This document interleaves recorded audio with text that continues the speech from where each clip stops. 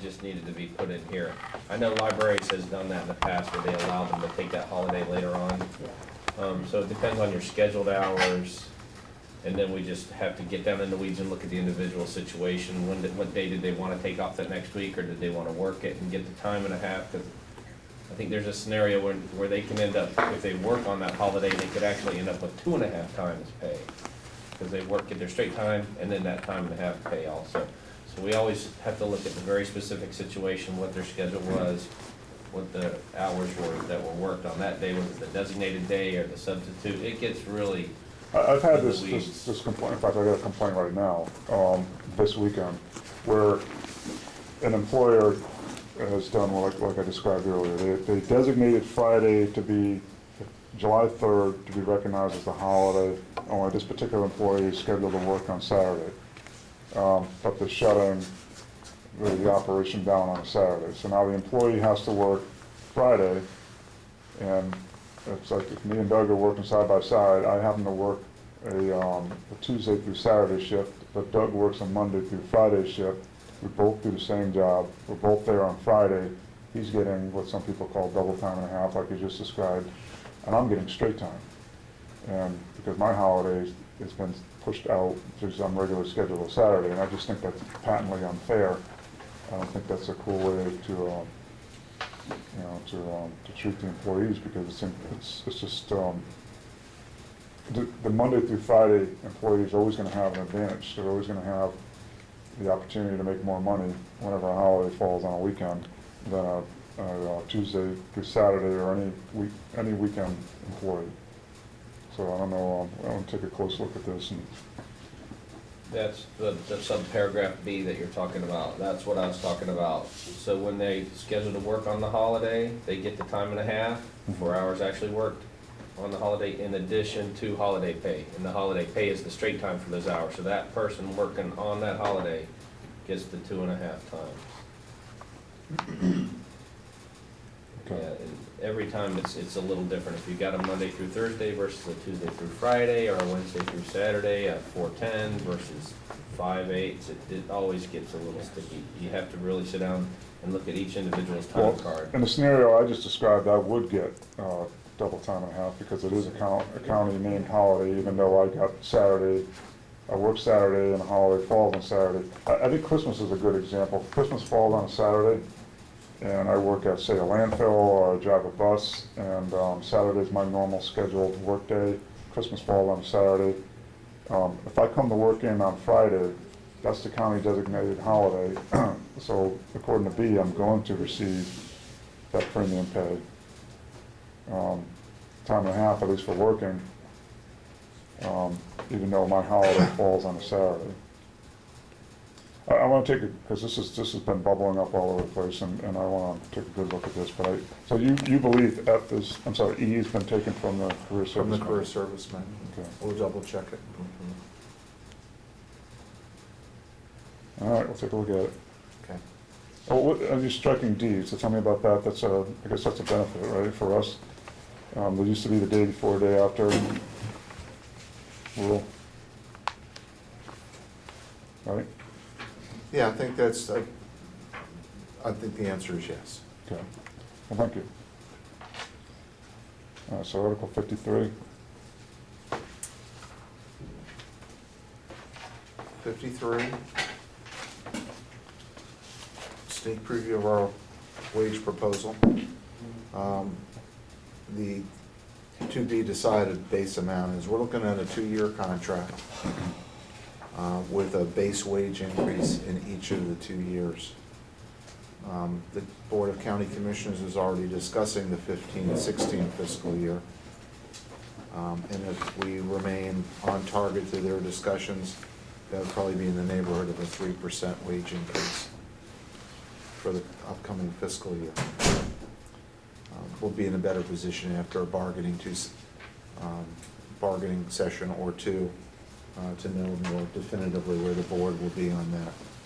For year 2, the same process would be followed. It would be a percentage-based wage increase as determined during the budget cycle hearings.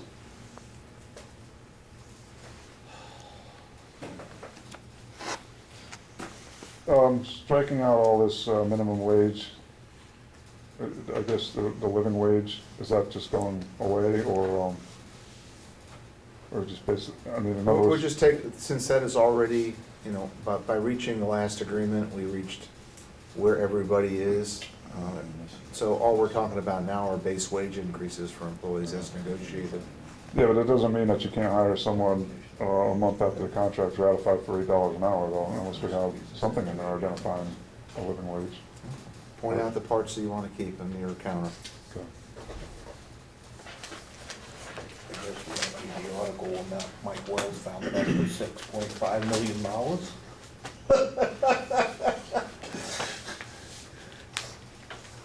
From the ad valorem, or was it most of the? Oh, yeah, well, with all the building and everything, the property appraiser's gonna get an extra $6.5 million in the Pasco's budget. Okay, and then our final one was Article 60, and the duration, as I just indicated, would be a 2-year agreement.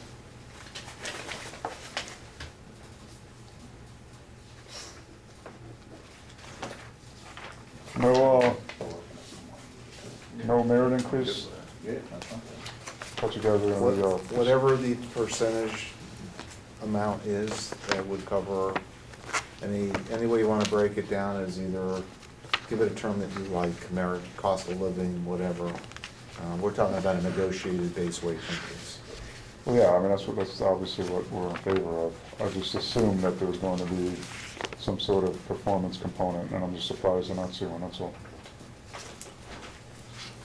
And since you mentioned it earlier, you know, about a step plan, that's unlikely that we would be able to reach an agreement that included a step plan.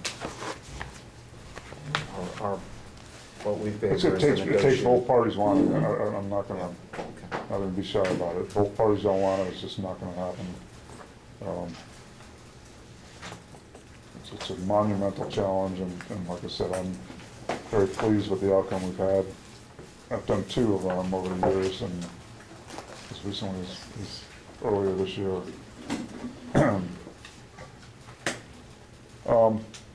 Where is that, you said it's looking like a 3% now, explain that to me again. Well, the preliminary budget discussions have been, would indicate that when the budget's adopted in September, that there would be funds appropriated for a 3% across the board increase. But it's early in the budget cycle, so there's no promise. That's why we have to be decided. But, you know, if you're That's why we're bargaining. if anybody's sitting at the you know, board meetings, that's what they would be hearing. So. I've been in the pay group for pay performance evaluations they're working on, and that's kind of what, when they come back, and that's kind of what they're kicking around too. But they were telling us that Michelle didn't want to use that cost of living phrase, she wanted to do something else, so. That's all I know, but that's what they were saying, and the 3% seems to be overall, these are people a little further up the food chain than me, so. But like you said, you know, stuff can change, stuff like that. I think the objective over time is to get to anybody's pay increase being linked to performance, and if you have followed our negotiations with the fire union, we've talked to them about that really occurring in the 3rd year of their contract, but that's a year beyond what we're proposing with you. So there's Is there a reason why you don't want to go beyond 2 years? Not that I really have an opinion in the matter. Well, part of it is what you alluded to earlier, which is, you know, it's still a new relationship between the county and the Teamsters. And probably better for both sides of the table not to lock down a 3rd year. Not necessarily with the county workers. But we negotiate, the county negotiates with the Teamsters, not with the employees. That's the nature. The Teamsters represent the employees. Yeah, his point is that the contract's still young, you know, from a bargaining relationship, it's still very young. And so the less time, or the sooner we can get back to tweaking things, it behooves the union, to tell you the truth, just as much as the employer. And so I think that's the point. But yeah, you guys, you know, obviously been here a long time, that's not being disputed. All right, so Do you have written proposals for us? Yeah, I guess, I'll just pass them out. I mean, the numbers are gonna be, some of these numbers are wrong. Again,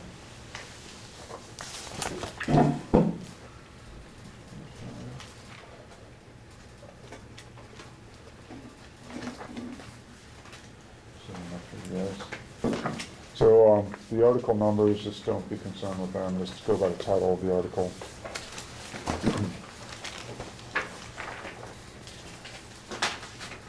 The first one is preamble. Again, the address that I was told has been changed to recognitions, adding the date that I mentioned earlier. Let's talk about just cause discipline. In section B, it says, discipline will be processed as set forth in the Career Service Rules, section 8, or A8, unless the union elects to bypass the personnel board and proceed to step 2 of the grievance and arbitration procedure contained herein when protesting an unpaid disciplinary suspension or termination. I used the union making that election as opposed to the employee because the employees who are not members of the union don't have access to the grievance procedure through the union. If that's a snag or a problem, I guess it doesn't make too much of a difference. I just thought it might be more appropriate to have the union making that decision. C, striking out the last sentence, when appealing discipline, the burden of proof is on the employee to establish that the discipline is without just cause. That's completely contradictory to everything I've learned about arbitration or proving a case where the employer, in cases of discipline, is considered the moving party, and the moving party needs to establish proof. The burden of proof is on the employer in cases of discipline. I get what this sentence says, that the burden of proof is on the employee to say that just cause didn't exist, but again, that's a strange twist on what's supposed to be happening, was the employer establishing proof that there was a reason to take action, that just cause existed. That burden is on the employer. So that's a proposal to strike that sentence. All right, well, you've got to read the totality of the language in C, because it starts with that when discipline, that discipline is presumed proper if, or when, when it includes a violation of policies, rules, or regulations. So it's not as though, it starts from point 0. There has to be an established violation of a rule, regulation, or order. But our approach, I think we might have discussed this last time, is that we have professional managers, and we think that when they make a decision regarding discipline, it should be presumed to be proper. That's not to say that, of course, the employee or the union doesn't have the right to challenge it, because we have a process for that. Let me also just indicate that we have little interest, actually we have no interest, in embedding disciplinary appeals into the traditional grievance process. I think in one of our earlier proposals, maybe in the first round of negotiations, we actually had a provision that it was an article that followed grievance that said disciplinary appeals. We didn't get to that. We set that issue aside because we reached an agreement that discipline would be reviewed by the personnel board. And our proposal is to change that. Okay.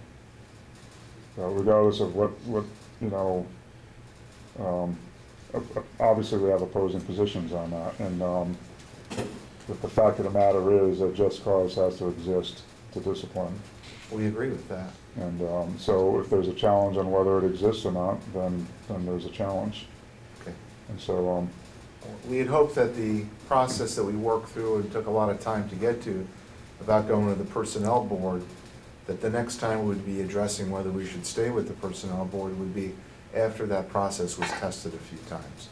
If you had come back to us and said, you saw what happened at the personnel board, we didn't get a fair shake, and that was clear, then we'd be happy to talk to you about an alternative process, but you haven't even tested it yet. it's just, we had a meeting, I had a meeting with our committee the other night, and I said, I predicted exactly what you were going to say. If we have a case that goes to the personnel board and we lost it, you would be telling us how the personnel board worked, because union, you didn't have a case, and it was proven to you. So that's all the more reason we need to keep the personnel board.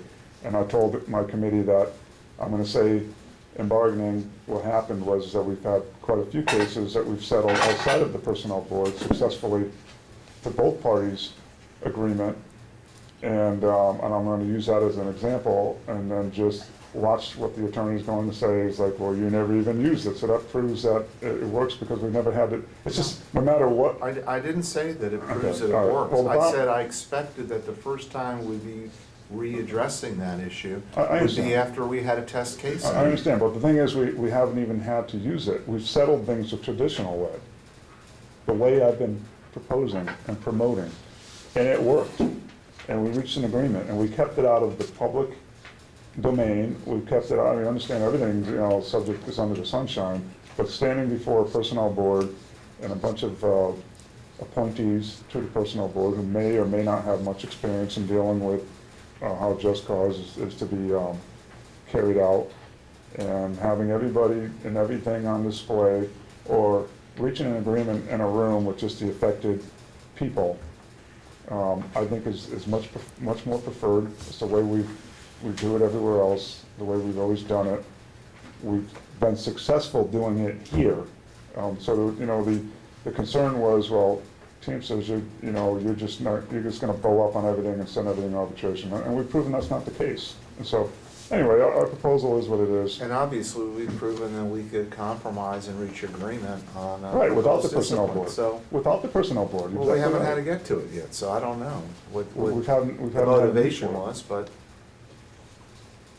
Okay. as I said, I just didn't expect you to come back, to be coming back with a change until we had worked ourselves through the process at least once. But again, it's a catch-22. If we won, you could say, see, union, you won. Okay, but I'd rather have not aired all of our dirty laundry to the public. I would rather have settled it in a room. A lot of disciplinary matters are private issues with workers. I don't think it's appropriate to be on display, on a stage in front of a group of people. I just don't think it's necessary. I don't think it's proper, quite honest. So anyway, F is the sunsetting language I was talking about earlier. Prior disciplinary action exceeding 1 year in age shall not be considered for progressive discipline unless the disciplinary action resulted in an unpaid suspension, for which such action exceeding 2 years in age shall not be considered for progressive discipline. So we have two tiers. Next paragraph, verbal or written reprimands / warning letters shall not be subject to the grievance procedure. However, an affected employee may submit a letter of protest to the Human Resources Department, which shall be attached to the disciplinary action in the employee's personnel file and considered later when issuing progressive discipline. It's kind of a standard way of doing things with most employers. The union insignia, again, these article numbers might be wrong, they probably are, but it's just a 2-inch Doesn't matter. union dues deduction, striking section A. What drives that? Certainly, it's not the $200. Well, we just don't feel it's necessary to pay for something that's a state law that the employer has to engage in. So we don't That same state law says we could collect a reasonable fee for doing it. Well, I understand that, but the thing is, we have no explanation of what that $200 covers, what it goes toward specifically. It's just a number that's just been picked out of thin air. This is the only contract that we have such a provision, and we're interested in deleting it. Bargaining unit work, I've already covered this one. I read it to you. Got it. Bulletin boards, now we have the address, which I've given to you for the C-Barn, and I think it would be 15. This was, again, an old version of the CBA, so disregard that one, just go with the spoken proposal. All right. Union stewards, we've already covered this as well. Yep. We talked enough about it. Contract negotiations, we've covered. We want to have pay for when they're attending. And seniority, okay, so this is where we're going to make, I'll go through our proposal in a little bit more depth. just as a formatting point, section 1 contains subsections A, B, C, and D, and section 2, I don't think it should begin with an E. But that's just a formatting thing. So we're seeking to strike the current language in section 3 and start, which is on my page 12, which job assignments, shift selection, and overtime. County and the union business agent shall establish written procedures within each department/division for job assignments/equipment where applicable. For some departments don't have equipment necessarily that's used by the employees. Shift selection and overtime based on seniority, provided the senior employee can competently perform the assignment based on skills, ability, and knowledge. In the event of written procedures have not been established in a department or division in which there is a dispute regarding seniority, departmental seniority shall prevail in said dispute until such time a written procedure can be established. And we have a definition of what departmental seniority means. That's already in the CBA. Section 4, open bargaining unit positions. It shall be the policy of the Board of County Commissioners to encourage promotions from within whenever possible, in keeping with professional standards and the best interest of the county. I don't know if that's necessarily the Pasco's County's mindset or not. That's what our proposal is. If you can promote from within, you should. If you can't, you can't. Every employee, regardless of race, color, religion, national origin, age, sex, handicap, marital status, or citizenship status as set forth in Florida statutes, will have the opportunity for advancement based solely on the individual's abilities and qualifications. It's just an anti-discrimination clause. Applicants wishing to be considered for posted vacancies, including promotions, must meet the minimum qualification standards of education, training, experience, and other posted requirements. All bargaining unit employees shall be notified of promotional opportunities by a posted job notice in work areas. The job notice shall be posted for at least 5 working days prior to filling the position. A copy of the job notice will be provided to a union business agent. In the event, this is all done via email. In the event there are no qualified bargaining unit employees to fill an open bargaining unit position, the county may fill such position with an outside candidate. Employees being considered for promotion, transfer, or other vacancies will be selected on the basis of their qualifications. The county agrees that the minimum essential requirements, qualifications relating to the position, transfer, or vacancy at issue will be included in the posting.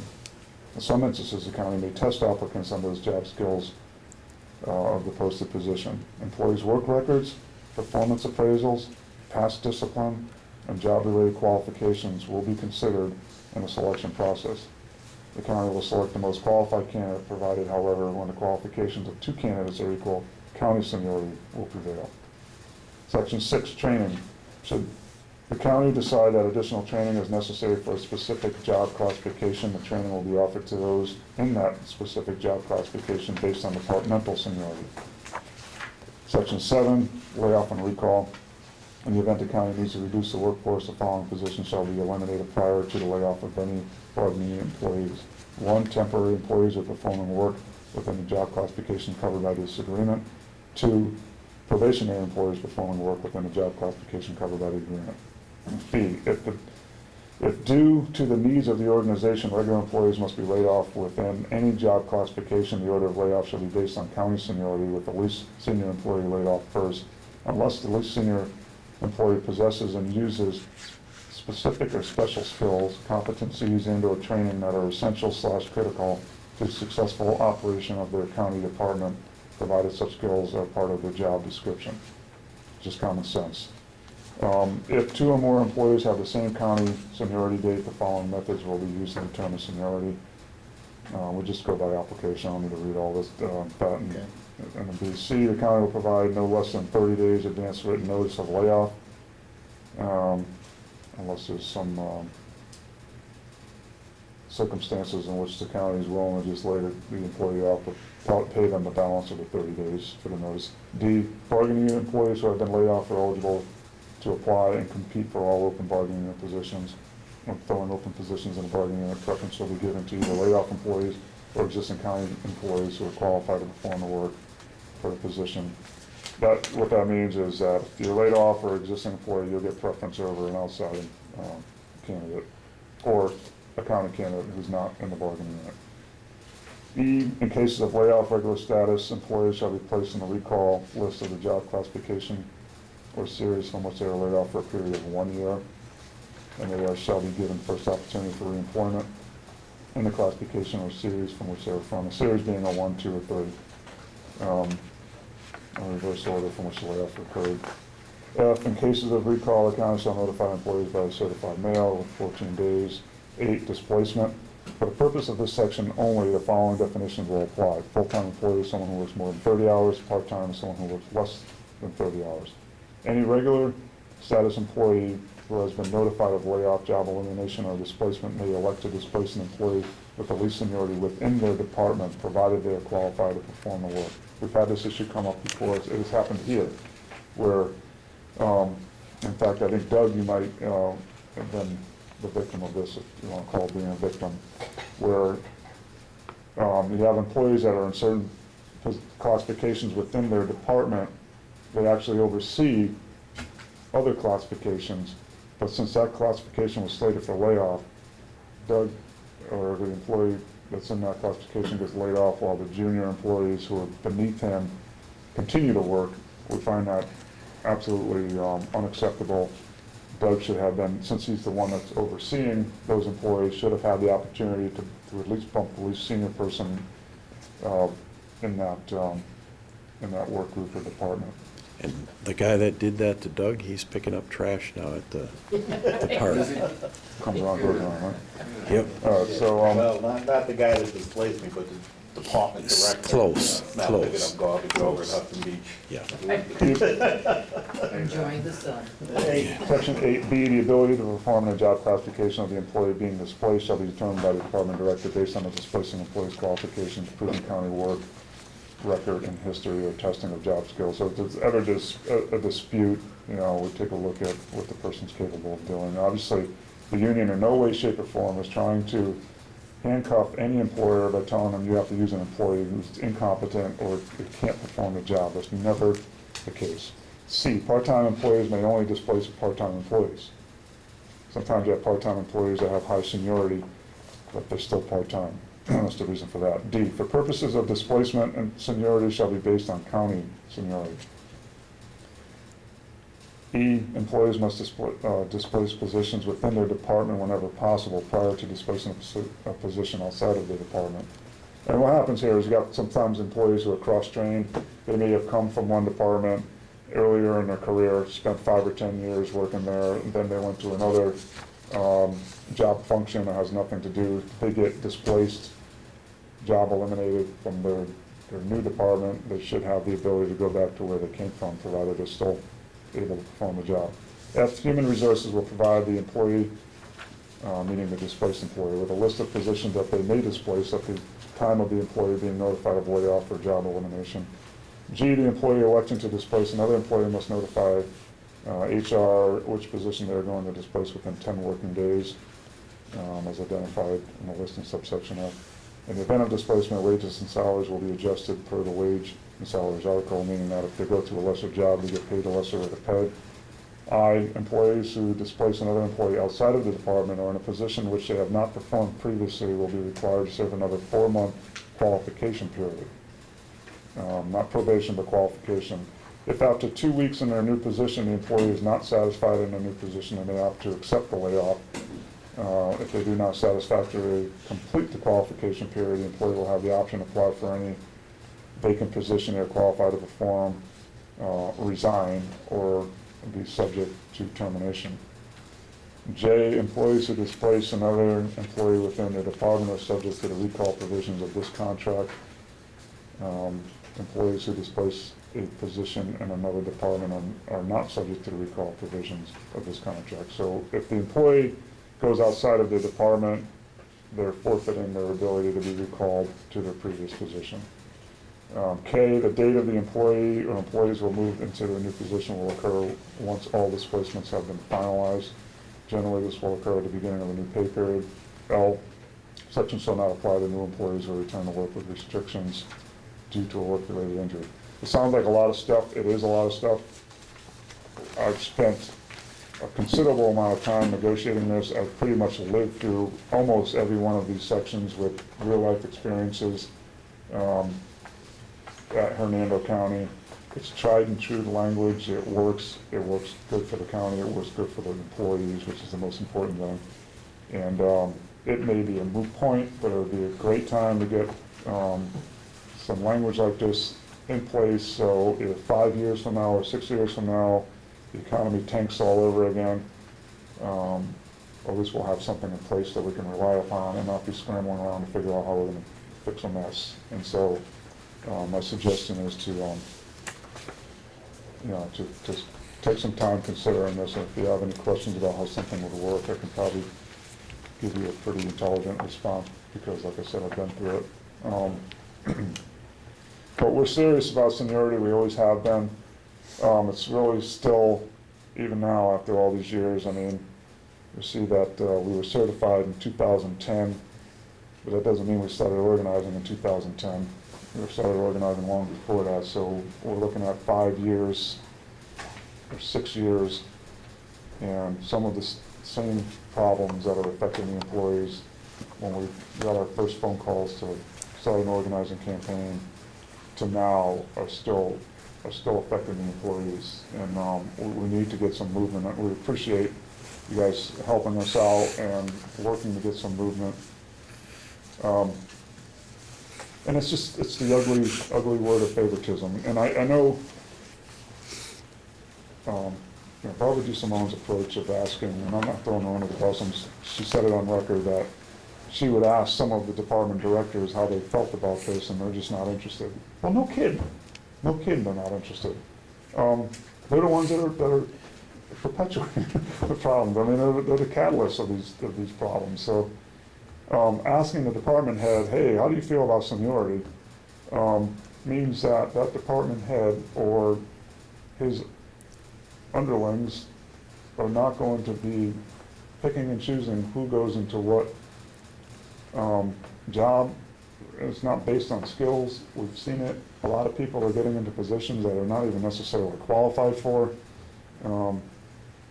While people who've been paying their dues, working here for a long period of time, are not even being looked at. And so, I'm not going to just beat this bush that we've been beat this dead horse that we've been beating for a long time anymore, other than what I've already said. You know where we're coming from, and we're asking for your cooperation. We're asking for the county to embrace the concept of seniority. It's not a bad thing. It's a good thing. It builds morale of employees, and I think that's it. John, you've referenced Hernando County's contract a couple of times. What contract are they on there with the Teamsters? I believe our first one was in 2009, so we may be on our fourth one. Yeah, I think you're on your fourth one. Yeah. Is that the longest term public contract that the Teamsters have in this region? Hernando? Oh, no. What's the longest term contract? I would probably say, I think Hart might be, Hillsborough Area Regional Transit. Might be the longest. East County Water Control District down in Lehigh Acres. But I don't know if your goal is to get those contracts and see what those seniority provisions are. If that's what your goal is, I think Hernando is a very comparable employer, both geographically, it borders Pasco County, but also in the type of bargaining unit it is. If you look at East County Water Control District, you're looking at a very narrow, select group of employees that just do canal maintenance and that sort of stuff. The Hart contract is, we actually represent the supervisors and dispatchers that oversee another union's members, ATU, so they don't really compare to what's going on here. But I use Hernando because it's just so close. A lot of the Hernando County employees are friends with people sitting at this table. They talk, and in fact, I'm going there after we're done here. So I mean, we're neighbors, and we just think that we're not going out on a limb uncharted territory here. We have language that's kind of already been tested and. The reason I asked, John, is we don't mind borrowing language from another public agency's contract if the result of that language has been that better and more cost-effective public services have come from it. We don't want to borrow language from a contract where, it's just more of the same or it's had a negative effect on providing cost-effective public services. But the reason, and that's the reason I asked, is we would look at contracts and we'd probably reach out to other agencies and ask if that specific language which you now propose here has been a benefit to them or a hindrance to them, or get their point of view. We might as well learn from other people. We don't have to create the wheel here every time. Sure. Yeah, I mean, the fact that we just, we just ratified the Hernando County contract not that long ago. I just don't have the exact date in my mind, but, it's testament to, I don't think they're gonna say they had a problem with it because they made no attempts to try and change it. I mean, they could be, great administrators and poor negotiators, or it could be the reverse. I don't know. But we would certainly look at it. And you brought it to our attention, and I think for the purpose to demonstrate that it works for both sides of the table, we're happy to look at it in that context. Sure. And, whatever needs to be adjusted to the unique operation of Pasco County, and simple things like it's not called a department, it's called a division or whatever. But the overall concept is we're gonna have to be on the same page of giving, some recognizance to seniority to make anything work. If the county's just not going to embrace that, we're just gonna, forever be a part of that issue, I guess. I'm hoping that, you'll work with us on this. I think we will work with you on it. I want to point out one thing that you mentioned that, it's just terminology, but it's important to us. On page 12 of your proposal, in section 4, open bargaining unit positions, you have a clause that begins, "It shall be the policy of the Board of County Commissioners." Now, we're prepared to negotiate a contract with you that says what we can and can't do, what we will or won't do. But one thing we will not do through contract is agree to lock the Board of County Commissioners into their statutory duty to make policy.